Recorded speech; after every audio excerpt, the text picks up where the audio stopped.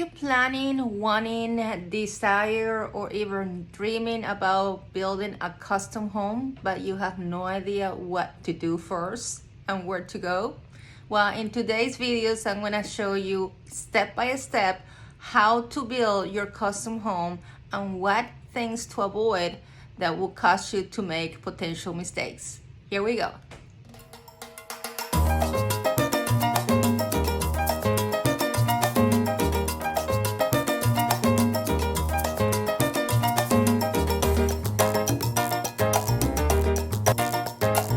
Paola Chapman saying hello, welcome back to my channel, and if you're new, love to have you.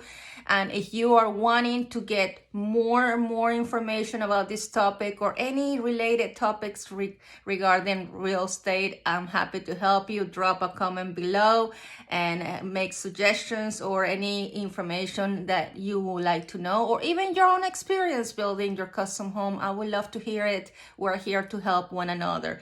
I remember when I start the process myself, or even the planning stages or the thinking stages, I was asking a whole lot of people around, okay, where do I go? What steps are associated? What is the order of things? And nobody could give me a straight answer. I was just asking a whole lot of people and I was just getting bits and pieces from everybody, but no one can really could have sat down with me and tell me, okay, you need to do this, and that. So this is the purpose of this video for you guys, to avoid this frustration that I felt and I have been feeling throughout the process, because nobody could give me a really straight answer and a roadmap to this process. So the first thing I tell people that ask me, because I'm getting a whole lot of people lately that ask me, hey, what's the experience of building your custom home? It's definitely a great experience. It's up and downs for sure. It's definitely a roller coaster. But the first thing that comes to mind that I recommend everybody and just kind of let everybody know is this process will require a whole level of patience. It took me a whole lot of a new level of patience to learn that, hey, it's in God's time, not my time. So anyway, let's start with step number one, just to let you know what the process and the order of things are and what common mistakes you need to avoid. Step number one, if you don't have that property, that lot, that piece of land, that will be step number one. Get one. Because and actually people assume that buying property is way less complicated than buying an existing home, and actually they couldn't be more wrong. Buying a piece of property, even though there's nothing on it, it's just land, is more complicated, and it requires a whole lot of more inspections and evaluations than just an existing home. When it comes to an existing home, guys, if you want to buy an existing home, it's only just getting a home inspection done, a general home inspection done, and that's it, you know. But when it comes to land, you have to look at a lot of factors. So just to give you an example, if you run into a piece of property, if you don't have one yet, and if you run into something that you like, make sure that you don't buy this on your own, that you do hire a realtor and an agent that is experienced representing on purchase of land, because some agents out there are not experienced. And I'll tell you this, I had a client calling me wanting to purchase a property that he ran into that he liked, but he told me his experience years ago with the purchase of another property that he bought. He bought this property and he hired this agent that was not experienced on the topic whatsoever. They closed on this land, and after this was closed and he's starting to get the process of getting permits and all that for him to build on it, he found out that there was an almost extinct species of a bird that it was on that property in that area, and it was about to be extinct, and it was a protected species. So guess what? He couldn't build on that piece of property at all, and he spent almost $200,000 on it, and he's stuck with that. So be careful, hire an experienced agent, and that way whenever you want to put an offer on that piece of property and it's already under contract, you have your due diligence period of time to make sure that this property is suitable for your needs, and you do all the inspections and evaluations necessary to determine if it is a good fit for you or not. If it's not, then if your agent knows what they're doing, if they find out that you find out that this is not a good fit, then you can walk away from this land and you don't have to purchase it. So that's a whole different topic altogether, but make sure that you hire a good agent representing you on this. And just to let you know, just to give you little pieces of information and examples, you gotta look at different factors that would also determine how much money you're gonna spend. Nobody told me about this, and I was stuck with an extra $10,000 I have to come up with because nobody told me about it. You have to pay attention how rural the land is. For example, does it have an electric pole? If it doesn't have one, that means you have to buy one from the power company. That's a good $1,500. You have to determine and see if that land will require a septic tank or is just going to be connected to city sewage.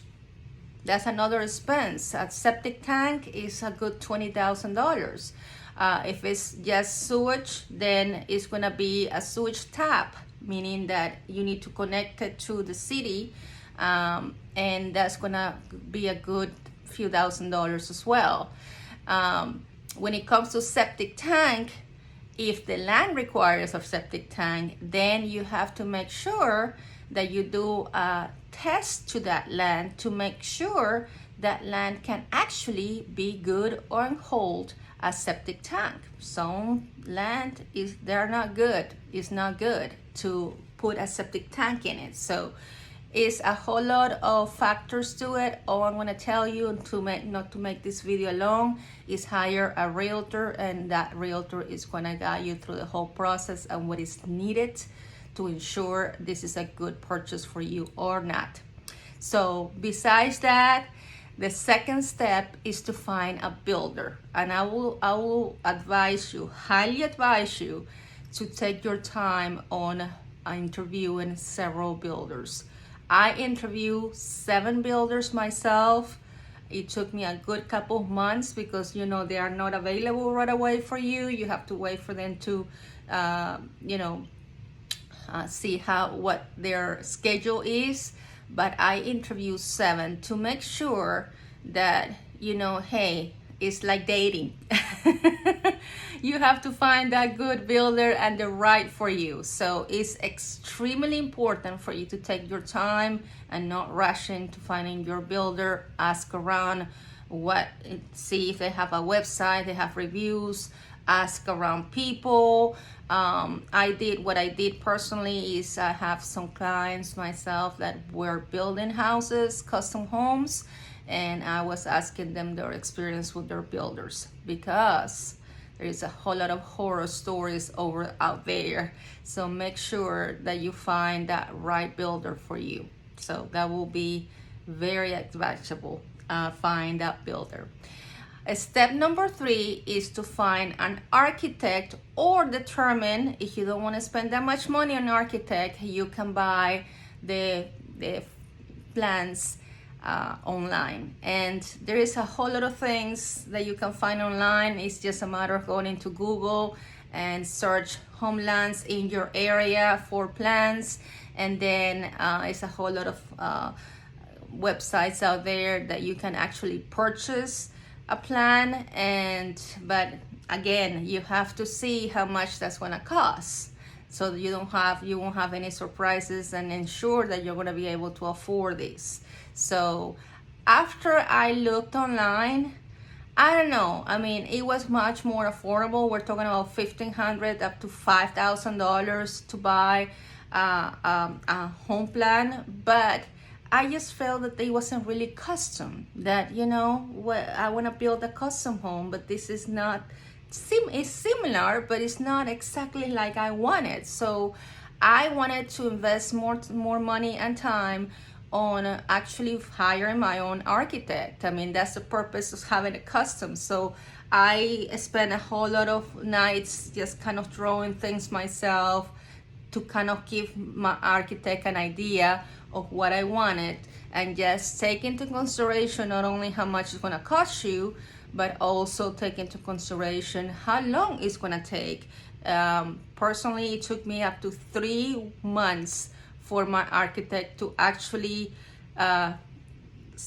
give me my home plan. The things that I feel that my husband and I made a mistake on, but we didn't know any better, is our architect did a good job on the home plan itself, but I think what it was missing is that he was the old-fashioned architect, like everything on paper, and he really wasn't keeping up with technology. Nowadays, architects that are actually keeping up with technology can show you a 3D tour of what your house will look like. And I thought that was the coolest thing. And someone told my husband at work that that's what they did, and we wish we could have hired that architect.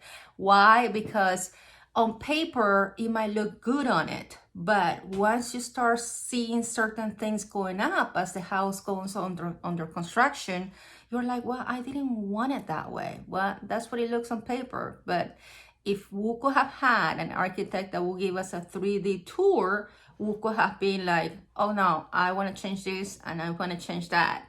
So that's one of the lessons that we learn, that when it comes to an architect, hire an architect that is actually keeping up with technology and will give you that option of a 3D tour and not just traditional paper. Fourth step after your architect has delivered your home plan to you is to apply for a construction loan. And I'm probably going to come out with a whole another video on construction loans because they are very complex, and it took me a little bit to kind of grasp what construction loans are all about. It's not the typical mortgage, but just to give you a quick summary on it, is basically construction loans are interest-only payments. So there are going to be different phases of construction from beginning to end, and in certain phases the builder is going to ask for a certain amount of money. For example, hey, I need $100,000 to build your foundation and framing your house. Hey, I need another $50,000 to come up with the roofing and the siding. I mean, different things. Say I need another $60,000 for the plumbing and the electrical and so forth. So as the construction loan is or the process of building is moving forward, then the builder is gonna request that to the bank. It's called a drawing of money to keep on moving forward throughout the whole process of building.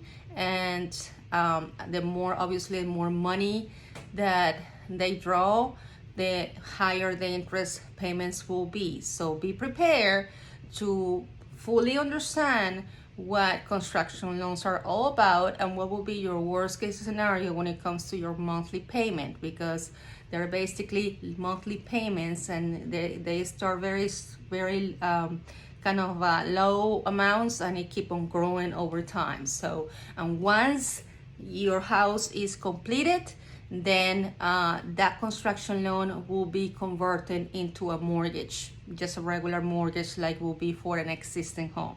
So that's pretty much just to give you an idea. So after your construction loan is done, and just to give you an idea how it works, you have to close on your construction loan, obviously, before the build starts, just to make sure that the bank has approved your builder, the bank has approved your loan, and it's totally closed, and you're ready to start building your house, to ensure that that loan is closed and you have money you can draw from. So after your construction loan is closed, then the next step is apply for permits. Very important, guys. Again, this requires patience depending on the county where the house is at. Some counties will take longer than others. I live in northwest Florida, and the county where my house is getting built at took a little longer than other counties around in the surrounding areas. Just to give you an idea, it took about 2.5 months for me. Some others are faster, some others will take longer. So just rely on your builder. That's what is very important, to hire that right builder. So they can give you guidance on the permits. That will just obviously do all that work for you. They do all that paperwork. When it comes to construction and even your home loan, it's important for your building to tell you how much it was gonna take to build your home. So I would highly advise, even before you apply for a construction loan, to and buying all the land as well if you don't have one, to make sure that you know that you can afford this, because there are going to be expenses that are going to be non-expected. So that's pretty much it for now. I hope you enjoyed this video. If you did, give this girl a little bit of love by smashing that like button and subscribe to my channel. I'm probably going to come out with more videos as my house is getting built, so you guys can see a visual on what it's like, and give you much more information now that my house is under construction. But this is all the steps that require before construction starts, and we'll see each other until the next video. You guys have a blessed day. Bye bye.